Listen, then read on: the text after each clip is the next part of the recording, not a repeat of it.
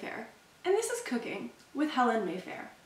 I'm here to show you recipes with directions that are easy peasy pumpkin squeezy and delicious to boot.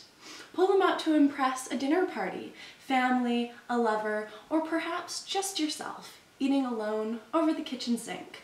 Whatever your reason for a passion in the kitchen, come with me and I'll take you on a sensory journey. So just throw on your designer apron and let's get whisking.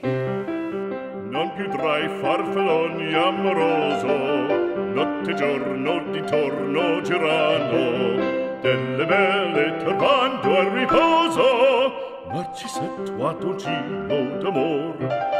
Delle belle turbando al riposo, Narcisetto a dolcino d'amor. Tonight we travel to Italy for a taste of la dolce vita.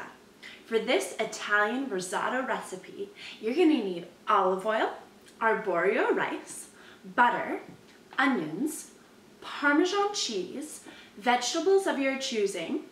I've chosen these 2 cans that I've had in my pantry for the last 18 months of mushrooms and olives, a red pepper, vegetable or chicken stock, a decadent meat, and of course, as any good chef knows, a risotto recipe needs a crisp white wine.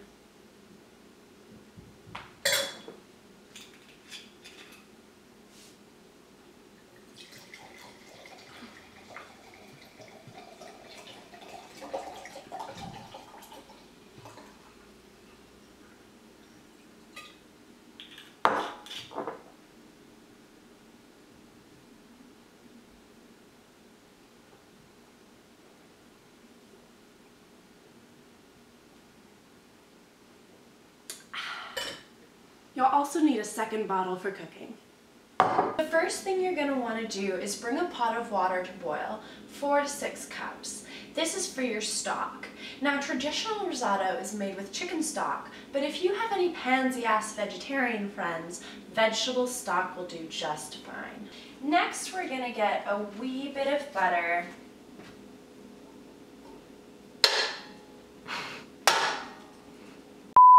Next up, you're going to put a bit of butter into the pan.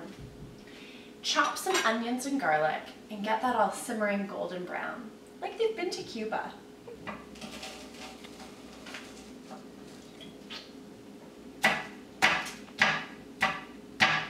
Next, you're going to want to measure out your rice for how many people you're cooking for. Today, I'm just cooking for myself. And of course my tens of millions of fans, but mostly myself, just alone, always alone. It was my grandmother who taught me to cook, and she taught me so much, you know. She would always say to me, she'd say, Helen, marry rich, because love fades. Once the rice is golden brown, you're ready to add in your wine and broth. You want to give it a generous splash, and of course the wine is going to burn off in the cooking process, which is why you'll need a glass for yourself.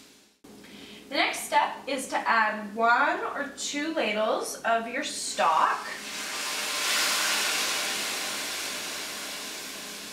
to the rice. This is going to release the starches in the rice and give it that delicious creamy texture that risotto has. You know, I was at a beauty pageant once. I wasn't in the pageant, but I watched from the back.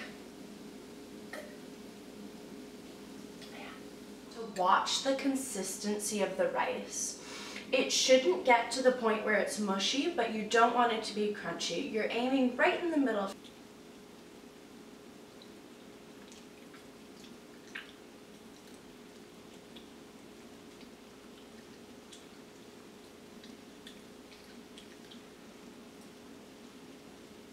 Needs more time. So while you're adding the broth to the rice, this is a really good time to slice your vegetables and fry them up separately. It's also a a good opportunity to open the second bottle of wine. Splish, splash. Splish, splash.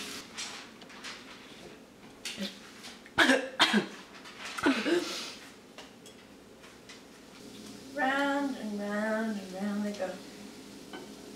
Where they'll land, nobody knows.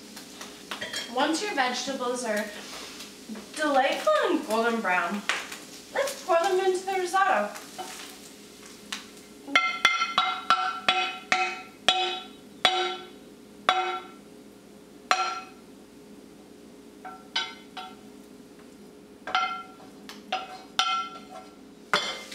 Lastly, you'll want to fry your meat.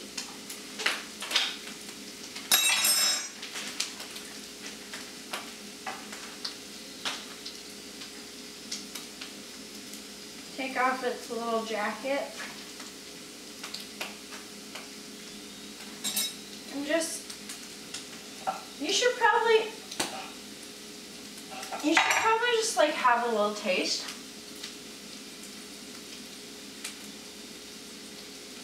Make sure it's good. Yeah, it's good. If all the guests are meat eaters, you can fry your chorizo with the vegetables. But if one of your guests is a picky motherfucker, you're gonna have to fry them separately. So now when your dish is almost ready to serve, you're gonna put it in the Parmesan. And just put in as much Parmesan as your heart desires. As much cheese as your heart is empty. Empty heart. Now your risotto is ready to serve. So you can just place it on a plate.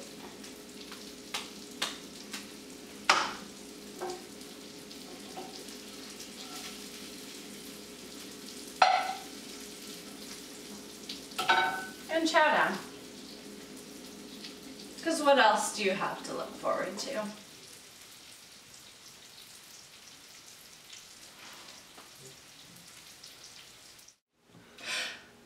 I'm Helen Mayfair, and this has been Cooking with Helen Mayfair. Thank you for joining me today for a taste of Italy. Good night.